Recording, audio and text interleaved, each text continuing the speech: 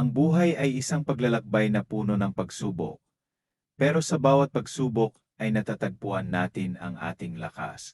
Ang bawat kabiguan ay isang aral, ang bawat balakid ay isang pagkakataon upang lumago.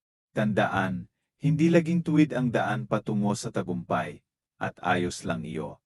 Ang mga liko at liku-liko ng buhay ang humuhubog sa atin, nagpapalakas ng ating tibay, at nagpapaalala ng ating panloob na kapangyarihan.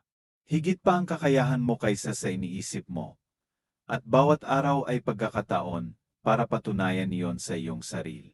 Huwag ikumpara ang iyong progreso sa iba, ang iyong paglalakbay ay natatang. Ipagdiwang ang bawat maliit na tagumpay at magtiwala na kahit sa oras ng pag-aalinlangan, ikaw ay patuloy na umuusa. Yakapin ang mga hindi sigurado, dahil sa mga sandaling iyon nagaganap ang mga pagbabago. Patuloy kang magsikap, maniwala, at tandaan na walang hanggan ang iyong potensyal. Kayang-kaya mong abutin ang mga pangarap mo.